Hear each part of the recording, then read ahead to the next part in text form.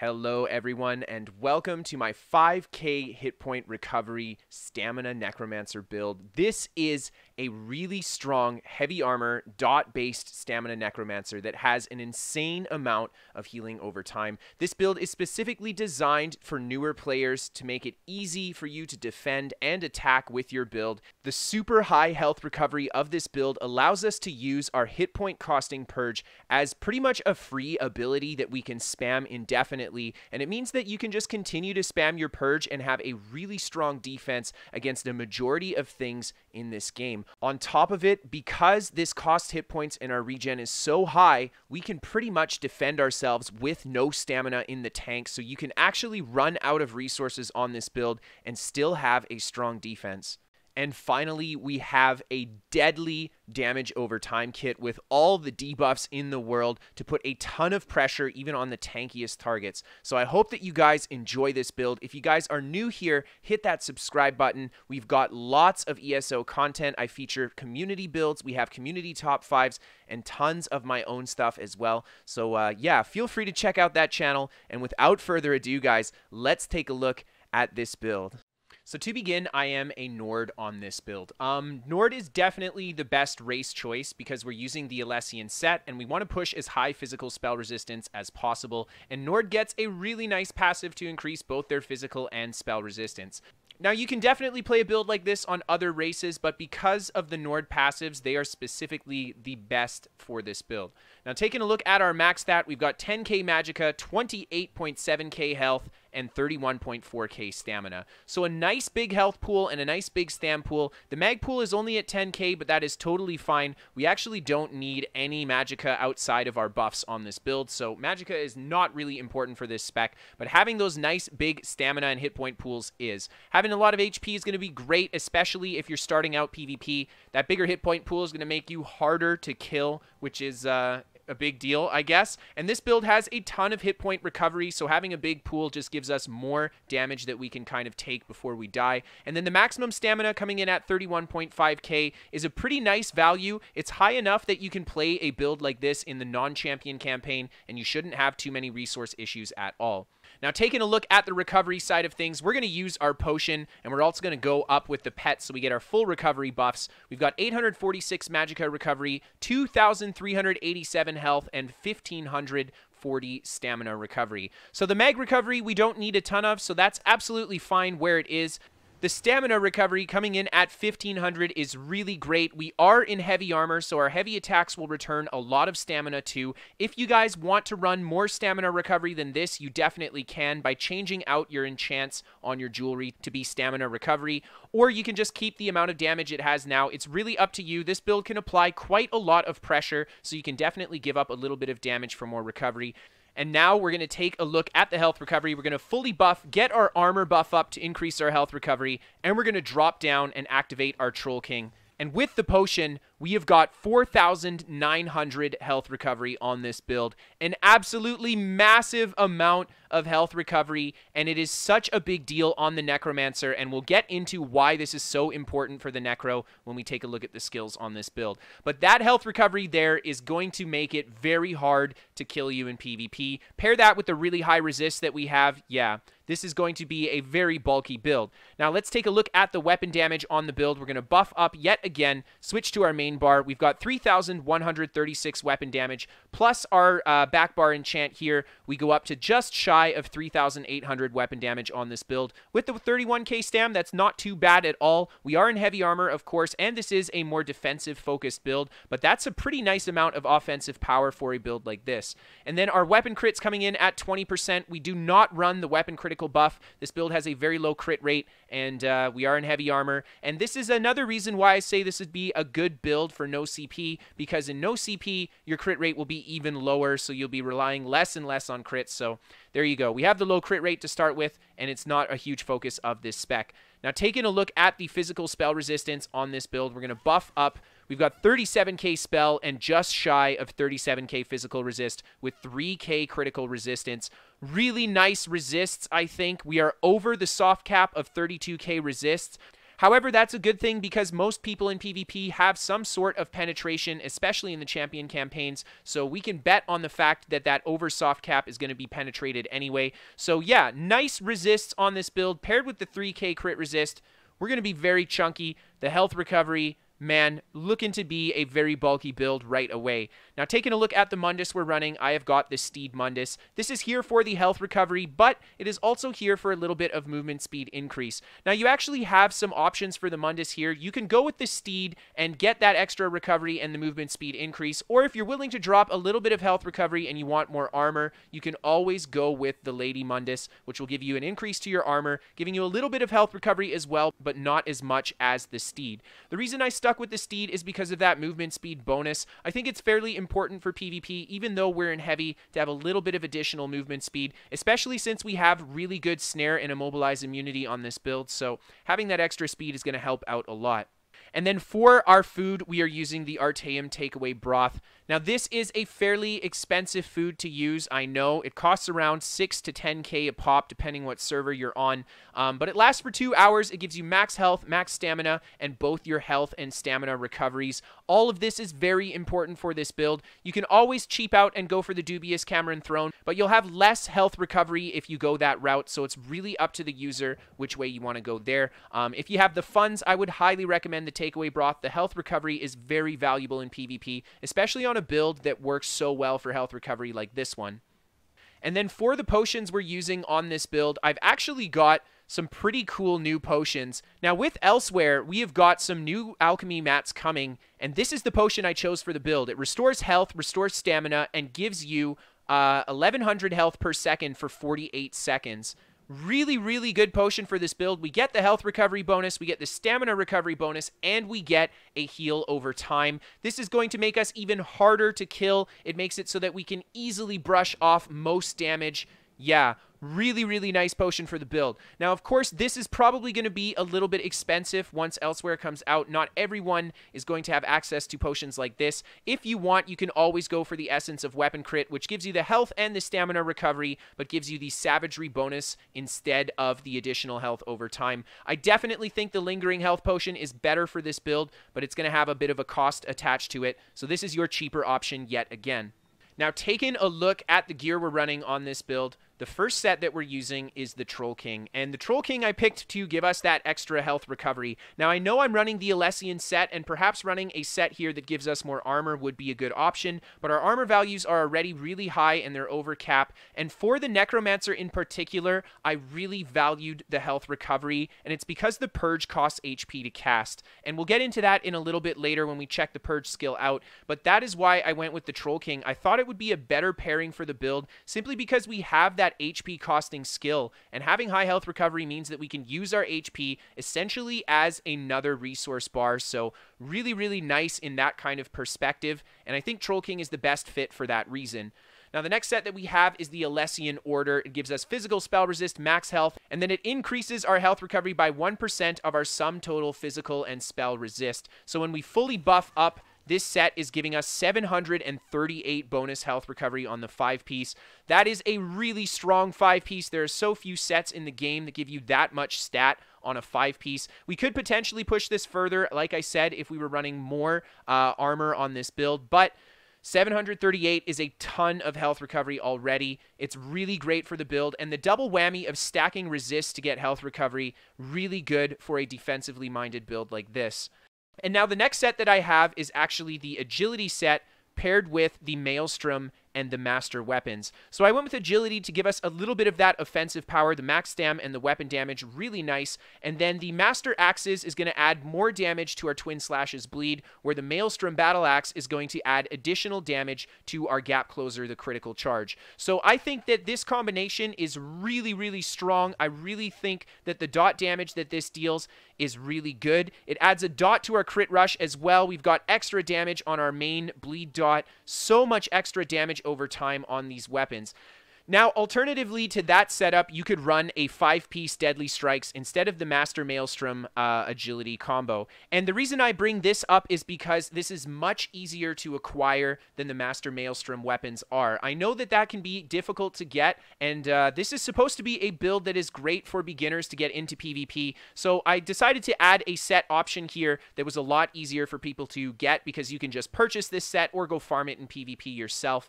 And the Deadly Strikes is going to be an actual fantastic option instead of the Master Agility combo. 14% additional damage on our Poison, Disease, Physical, and Bleed damage over time abilities. That is a huge deal. We have got a lot of dots on this build, so this is going to give us almost as much damage as the Master Maelstrom combo does on this spec. So I think this is definitely a great option if you don't have access to the Master Maelstrom. In fact, even if you have the Master Maelstrom combo, you could still go Deadly Strikes if you wanted to instead. It's a great option all around for a damage over time build.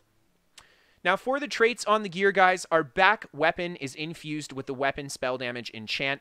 We've got the gap closer on our 2H bar, and we've got a bleed on this bar, so we should have this enchant up most of the time while in combat. Just going to add extra pepper to all your attacks. And then on our dual wield bar, we have got dual Nirnhoned for the weapons, and we actually have a damage health poison slotted on our front bar here. This is going to give our bleeds a lot of extra damage going for the dual Nirnhoned. I would recommend, if you don't have Nirnhoned, to go precise here. Sharpened is an okay option, but we have so many bleeds on this build, you don't really want to stack much penetration. So I think that Nirnhoned is the best option. I know that it will, however, require you to use a Transmute Stone. And then the double whammy of running the poisons on our dual wield bar is that the heavy attack with dual wield will be 2 separate attacks, so it gives us an additional chance of applying poison when we use it. And of course, the Blood Craze Bleed is 2 attacks as well, so we have a really high chance of applying these poisons on our dual wield bar. And then for the jewelry, guys, we have gone with full protective with the weapon damage enchant. Protective is very important here. It allows us to stack even more hit point recovery by giving us additional armor. And then the weapon damage enchants are great too. If you guys want to add more stamina sustain to this build, this is where you're going to plug it in. Instead of running weapon damage enchants, you'll run stamina recovery on 1 or 2 of these, and it will give you more sustain for this build. And then for the gear, guys, we have got full impenetrable with maximum stamina enchants. That is definitely the way to go for such a bulky build. Full impen, so important. And then the max stam enchants are going to be great just to bulk up our outgoing damage and healing as well. Now, let's take a look at the abilities we're running on this build. And I'm going to start on the back bar, which is our greatsword bar. And we're going to look at the first skill here. We have got Carve. It's going to have a nice amount of upfront damage, and then we've got that almost 11k bleed. We're actually going to buff up so you guys can see the tooltip. Nearly a 12k bleed over 10 seconds, and this is an AoE. So this is one of your first damage over time attacks on this build. The next attack we have is Stampede. This is going to be your primary gap closer for the build. It also snares your opponent by 60%. I think that's really great because we don't have a huge amount of burst damage on this build, so going for the extra damage morph is not as worth as the snare, I think, and it is a guaranteed critical hit when we use this attack as well. Now, this will also apply a damage over time effect if you're running the Maelstrom Greatsword, so if you don't have the Maelstrom Greatsword, this is primarily just your gap closer. The next skill we have is Race Against Time. This is fantastic for PvP. It's going to give us Major Expedition, which will help us move around quickly, and it's going to give us immunity to snares and immobilization for 4 seconds. This allows us to stay mobile on this build. This build is very bulky, so you can easily sprint around on this spec without much worry. It also gives us Minor Force, but I don't think that's super worthwhile for the build because we have such a low crit rate. If you're running the crit pots, the Minor Force will come into play a little bit more for you. And then for our next ability, we have got Rally. This is the primary heal for the build. It is nice as a heal over time. It will proc our Troll King, which is very important. And then finally, when we reactivate the heal, we get a nice big burst heal as well. And it gives us access to Major Brutality for the 20% weapon damage bonus. Very important for this build as well. Now, this is actually the only heal we run on the build, and the reason we only need 1 heal, guys, is because we have 5k health recovery. You don't need more healing power if you have that much health recovery. Just 1 heal is totally fine, and making sure that it procs our Troll King. Now, the next ability that we have is Hexproof, and this is the skill that ties this entire build together. Embrace the power of death to remove 4 negative effects from ourself, and then while slotted, the cost of our abilities are also reduced by 3%. This costs 1800 health to use. The reason that Hexproof is such a great skill for this build is it allows us to use our hit point pool as a resource pool. Because we have such high health recovery, we can just spam Hexproof. That is such a big deal. It makes our purge essentially free, and it makes our defensive gameplay cost little to no stamina. And I think that's really worth mentioning. The fact that we can play defensively with an empty stamina pool on this build is really important. A lot of newer players especially are not the best at managing their resource, and this gives you an option if you're out of stamina to actually have some counterplay to your opponent. Now, the purge itself is so important. It's going to remove things like curse, damage over time, heal debuffs, etc. So while you're playing this build, this is the only active defense skill that you'll constantly be going back to. And the fact that it costs HP means that you can save your resources only for attacking. A really, really nice skill to pair with the high health recovery. It's honestly a very interesting skill that Necromancer got, and I'm really enjoying it on the Necro myself. Now, for the ultimate on our Greatsword bar, I have gone with the Ravenous Goliath. This is such a good ultimate for a build like this that's already so bulky. It will give us a massive amount of additional HP, and it will give us a hit point based heal when we're around enemy opponents. We're going to sap life from them and heal ourselves for the amount of damage it does, and it makes our light and heavy attacks restore health as well. When you're in this ultimate, if somebody is next to you, it should be almost impossible for them to kill you while you're in your Goliath. So a really strong ultimate, and the fact that it deals damage allows you to apply even more pressure while you're in it as well. Now, taking a look at our dual wield bar, the first ability that we have is the Ruinous Scythe. This is the primary spammable for the build. Calling it a spammable isn't really correct, though, because you definitely want to make sure to rotate your dots on the opponent and only use this ability once all your dots are on your opponent already. It's going to deal a decent amount of upfront damage. I'm going to buff up so you guys can see the tooltip here. Almost 7k damage upfront, and then it will put 2000 heal absorption on our opponent for 2 seconds, negating any healing that they receive. That is a really big deal. The fact that this is going to negate our opponent's healing makes it actually a good option as a finishing move, because when your opponent's low on health, they'll oftentimes go to heal themselves. This is going to pair really well with this build, especially because we have so many healing debuffs already, and we've got so much damage over time. This is the nail in the coffin, no pun intended. Now, this will also heal us for 4,000 health for the first enemy hit, and we'll get an additional heal depending on how many extra enemies we hit. So not only is this a great spammable, but it's a good healing option as well if you need a little bit of extra healing power on this spec. Now, the next ability we have is the Skeletal Archer. This is essentially one of your damage over time. It doesn't actually count as a dot, but the Archer itself does attack once every 2 seconds, so it functions in the same way that a dot does. And then each time the Archer deals damage, it will increase in damage by 10%, so you get a nice amount of damage over time with this ability. Now, the big reason why we're using the Archer outside of the dot is the fact that it counts as a pet, and it's going to give us 300 magicka and stamina recovery while we have this pet active. You definitely want to keep the pet active at all times during combat to give yourself that extra sustain. I think it's very important. Now, the next skill that we have is Blood Craze, and this is one of your strongest damage over times for the build, regardless of what weapon setup you're running that I showed you guys. This is a very, very strong physical bleed over time. So when we buff up on the tooltip here, our Blood Craze is coming in at a 12.7k physical damage over 10 seconds. If we have the Master Axes on, that goes up to well over 20k physical damage over 10 seconds. Really, really powerful bleed. And then, of course, if we have the Deadly Strike set on, this will not be as strong, but it increases the damage of all our bleeds, so kind of evens out in that way. Now, I chose the Blood Craze morph because it heals you additionally every 2 seconds for the duration. The extra healing power stacked on top with our already really high health regen just makes us harder and harder to kill on this spec. Really, really great move for the build, and it's very cheap too, so you can really spam this on a lot of players as well. And then finally, the next skill that we have is the Blighted Blast Bones, and this is a very important skill for the build for a few reasons. We're going to buff up, and you guys can see we have nearly a 14k tooltip on it, so not the crazy highest tooltip, but it is going to be some nice burst damage, and of course, this will apply Major Defile to our opponent, reducing their healing and health recovery by 32%. Very important on a dot build that we have this major defile, it is going to be so great at preventing our opponent from coming back when we have all those negative effects on them. So a really, really strong skill for this build. And of course, you want to continue to cycle the blast bones on them throughout the course of the fight. It's going to do that nice burst damage and keep that defile on them at all times.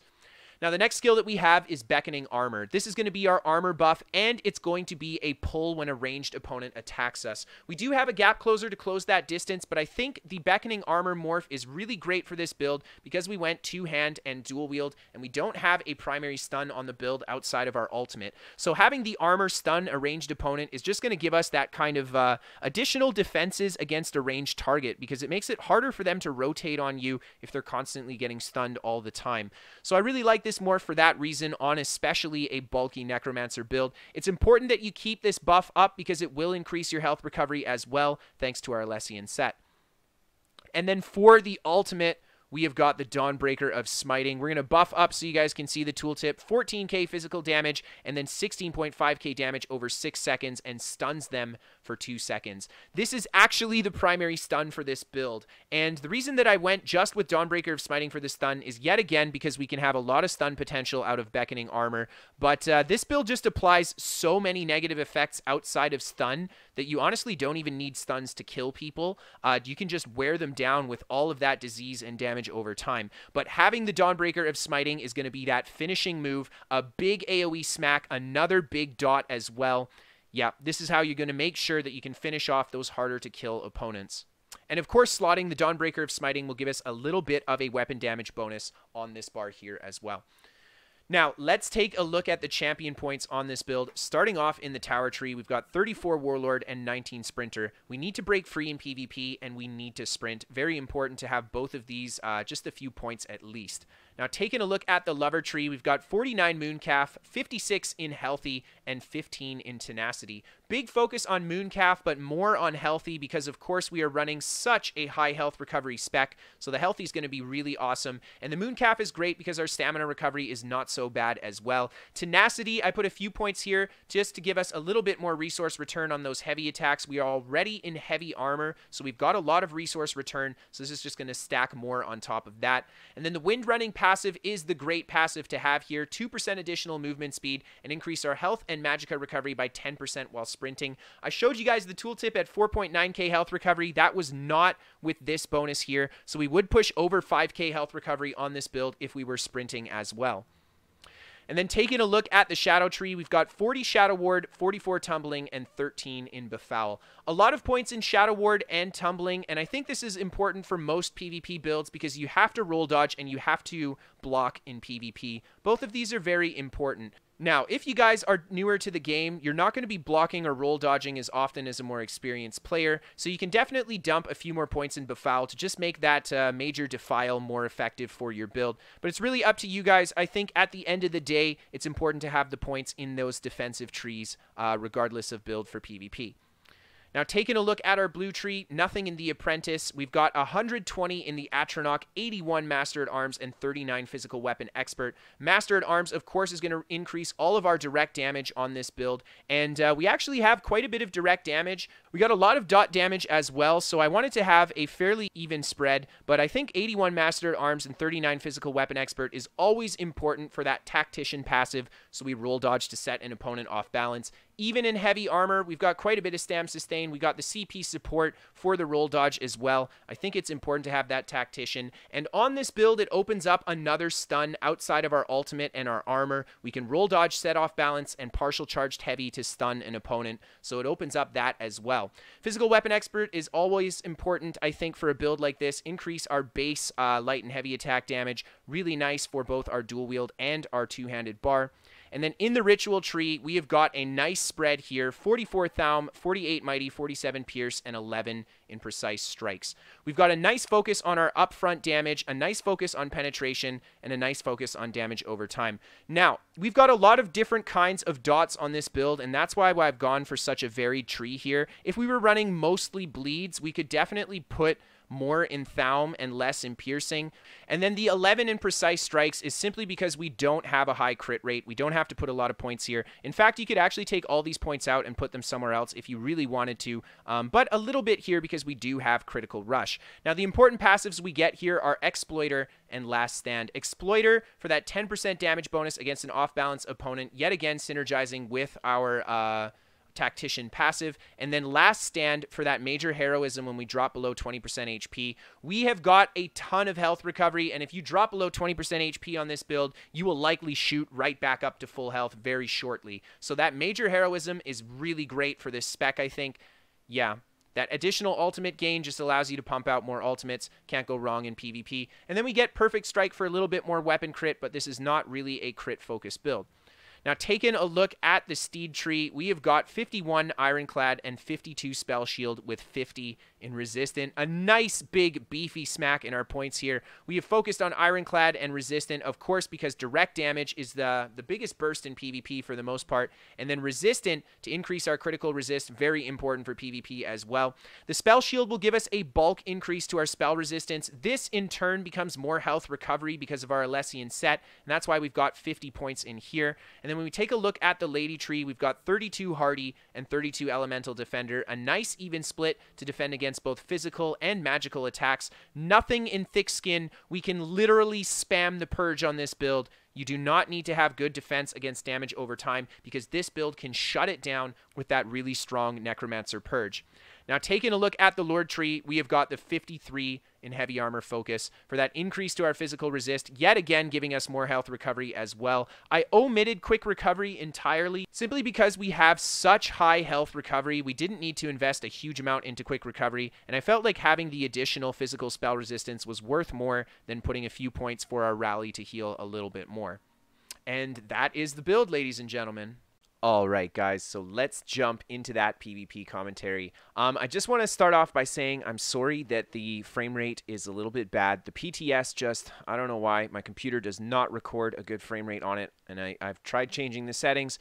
It's much better on the live server. Maybe it's just the PTS, but without further ado, guys, we are fighting against other players here, and a lot of people from my stream actually came in and did some duels with me, and I had a lot of great fights with them, and we had an awesome fight against Glock here, and he came on multiple classes to test this build against, and we went pretty 50-50 with him, and I think that's pretty good considering this was my first time on the build, and it's supposed to be good for beginners. So without further ado, you can see we're fighting his Stamina Sork here, and we're just rotating the dots on him, making sure to keep our armor up, making sure to keep our heal up as well, and whenever we get a lot of negative effects on ourselves, we're going to make sure to use our Hexproof and purge those bad boys off. There you see right away we go for the Hexproof, and he hits us with the Wrecking Blow, but we're actually saved from taking a lot of damage from the combo there due to having purged off so many of those dots, and we're just going to turn back on the offense here. Now, this build, as you can see, needs to use heavy attacks to have enough sustain while it's actively fighting. This isn't necessarily a bad thing because we're so bulky, we can definitely get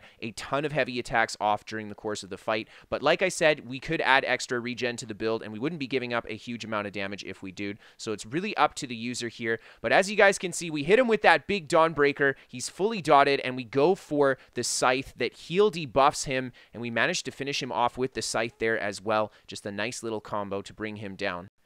Now, for our next fight here, I'm actually fighting against my friend Ace, and he is playing Ghost, which is a build that I like to play on my Stamina Templar, and he plays it pretty well, and he's trying to take down our very bulky Necromancer with it. And as you can see right off the bat, the pull is going to give him a rough time when he's using his bow at a distance. We force him right away into the precog, and I use the Gap Closer right into him, and we're just going to keep the pressure up on him here, reset our buffs, reset our rally as well. We don't need to break the stun as he's not hitting us with a big combo here, and we're very, very bulky, so we just wait on the ground, and then we're going to re-dot him up, and he's going to do his best to dodge our incoming attacks. Ghost is a very kitey build, so I think in this kind of a fight, he's actually at kind of a disadvantage, especially because we have the Purge, and I can just continue to remove his Power the Light Poison Injection combo. Such a strong ability, and like I said, this build, you really only have the Hexproof and the heal, and that's that's really your defensive utilities, and it works very, very well with the health recovery on this build.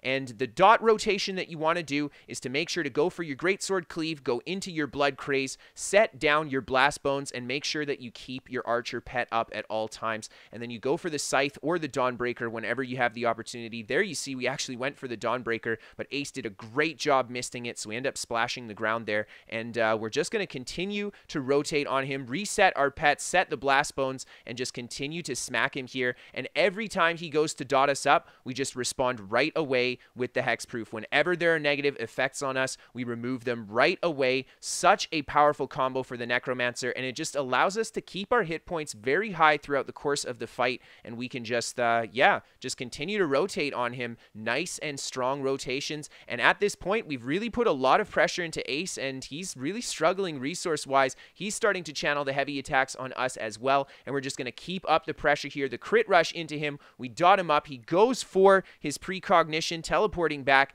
and he goes for the purge as well. I think Stamina Templar is an interesting fight for a build like this because they have such a strong purge, and it allows them to really shut down the dots as long as they're quick to respond to it. Kind of similar to the Necromancer, but we have that HP based purge, and there you see we're just using all our stamina bar to stay offensive here, continuing to dot Ace up as he just kind of rolls around us, trying to get that combo, but we deny him every time with the hexproof.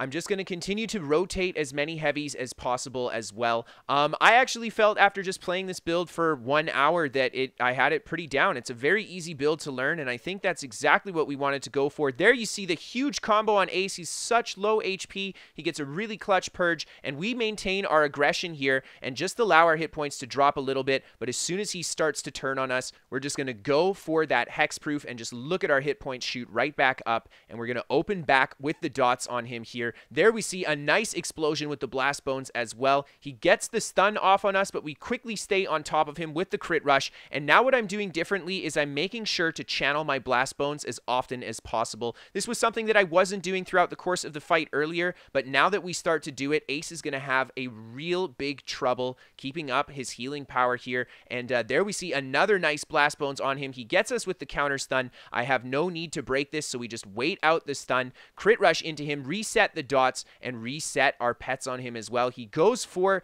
the precog. We drop the Dawnbreaker on him. I crit rush into him, the swap into the scythe, and we finally bring him down. And for our last fight here, we have another fight against Glock. Glock was also the Dragon Knight in the beginning of the fight as well, and he did really well. We went 50-50 for the most part, so I had a great time fighting his builds, and this time we are fighting a very strong Magicka Templar build, and just look at the pressure he can put on us here. We quickly go for that purge, and we're just going to reset our dots here, get good stuns with our armor buff, but it ends up going down here. We're just going to re-rotate our dots on top of him, and here we see all of the attacks coming in from him. We go for the purge, we roll through him. Now I don't use the extra mobility from Race Against Time there, but a Race Against Time would have been a great call to help stay mobile when he's locking us down with all these snares. And as you can see, he's applying so much pressure, and we're just going to continue to use the hexproof into the rally, into the hexproof. We survived the combo, and now it's our turn to turn on him. We dot him up with our attacks there, put more dot pressure into the Dawnbreaker, and down he goes. So that is all the footage I have for you guys. A huge shout out to everybody who was dueling with me on the PTS. Fantastic fights with those guys. Thank you so much for helping me test this build out. I hope that you guys enjoyed the fights and liked this build. If you did, hit that like button. If you guys are new here, hit that subscribe button and check out my regular ESO content. If you guys are interested in live gameplay from me, you want to see me create or test these builds, or you just want to come chat, you can check out my Twitch. A link, of course, is in the description below. And if you guys are interested in sending in your own builds or sending in a clip for the top 5 PvP commentary, you guys can send it in to KristoferESO@hotmail.com. And finally, guys, we are sponsored by What the Fast. They're a VPN for gamers, and they give me better ping to my favorite games like ESO, and they're 100% free to try, no credit card to sign up for the first 14 days. So thank you guys so much for watching. Yet again, a little bit of an outro clip showing off Volendrung. Hope you guys enjoyed, and I'll see you next time.